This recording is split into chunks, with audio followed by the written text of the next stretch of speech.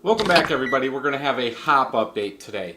So, before we get started, I want to say I'm basing everything on Michigan because that's where I'm at. So, as in the first video, like I said, you should cut everything back April 30th, and that way everything starts growing May 1st or somewhere around in there. Usually, I always go May 1st is the date that I want everything to start growing.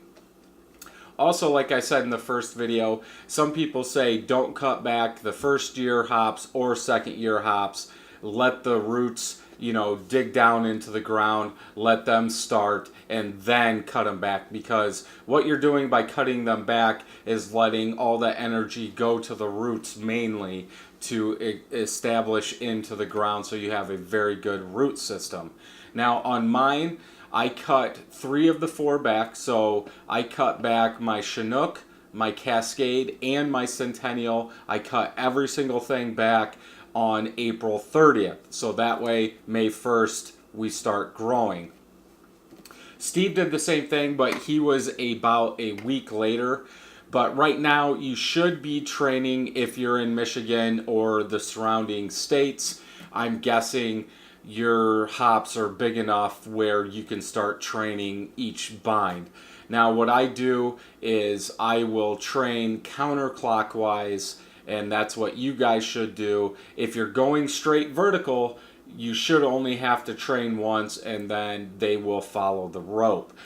As in the designs I have in the boxes, I have to train almost every day, and especially on my Cascade and my Centennial, because I have chicken wire around them so the dogs and other animals can't get in them. If I don't train them every day, they will start going into the chicken wire, and sometimes you can break them. Like this past week, because we had so much rain and I was so busy, I didn't have time to train at all. And when I went out there, as you guys can see from the videos, they were wound in the chicken wire, and I did break some off.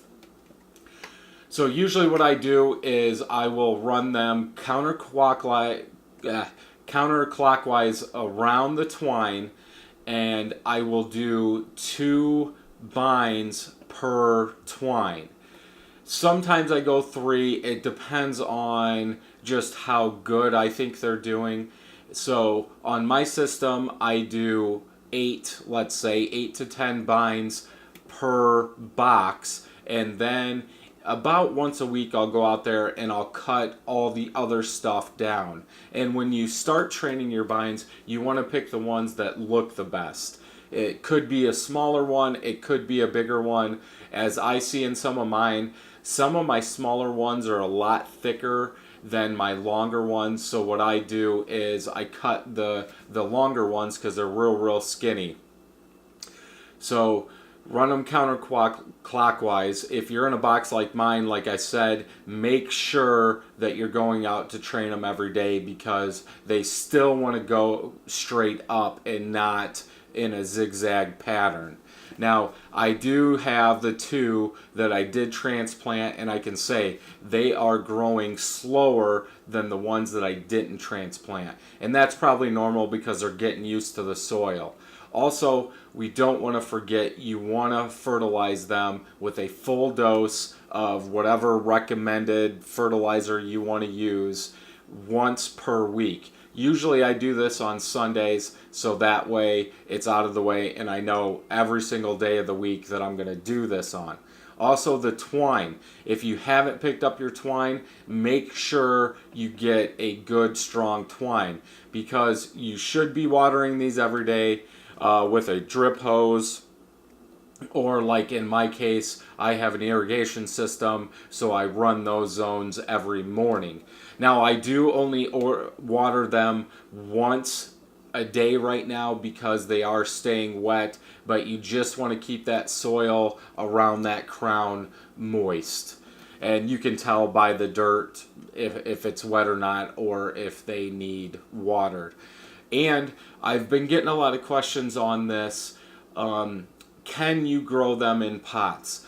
The answer I have is yes, you can grow them in pots. and that's what Steve did his first year, but then he had to transfer all of them to the soil. What he was finding is the roots were growing so fast that it took over the pot. So if you are going to grow them in a pot, make sure you get a very big pot. My recommendation would be to get them in the ground if you can, because like you saw from the picture in the first hop growing of 2017, the Chinook I dug up was humongous after a year, and now even in my boxes I have vines that are coming out to the edge, and that's a 4 foot by 4 foot box.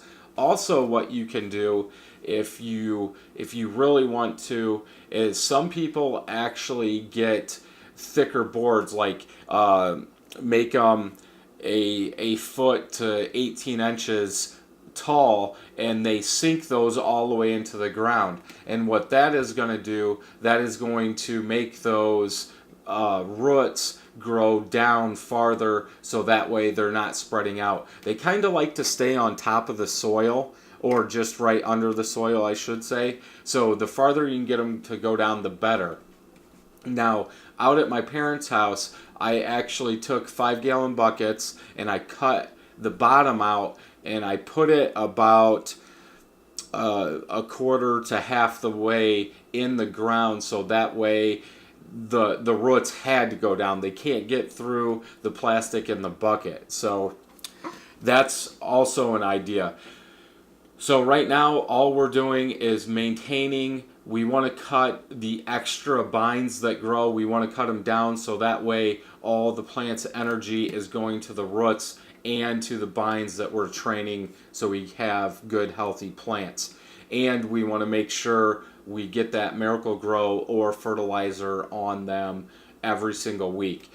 Also, the blog post Rhizome to Beer Part 2 is out, so you can go to 31stbrewing.com and check that out. We're going to continue to have updates like this until, the very end. Hopefully it won't get annoying. Hopefully we have something good to cover every single time, but we'll see that. I think on the next episode of this, I will talk about them a little bit, but I want to go into like brewing with them, getting stuff ready to brew, and that's also going to be in the blog post for part 3 of this, because I want to know what those hops taste like before I throw them in a 100 IBU IPA or something like that. But we'll get to that next time. So let's keep training them, keep putting that fertilizer on them, and then we'll come back and see how they're doing. We've got about another month, I would say, before we start seeing the flowers, and then we'll stop all the fertilization. And maybe if you really wanted to, you could put some more manure / potting soil on them, so that way it gives them an extra boost, because once we start seeing flowers, we're done with Miracle-Gro or some other type of fertilizer. So hope you enjoyed this one. Go check out 31stbrewing.com. That blog post is up, and until next time, happy brewing. Thank you for watching this video. Thumbs up if you liked it, thumbs down if you didn't. Leave me a comment down below to tell me what you thought about this video. Also, don't forget to subscribe and share, and hit that bell so you know when new videos are coming out. You can check out these videos over here. Also head over to 31stbrewing.com for everything beer and home brewing related.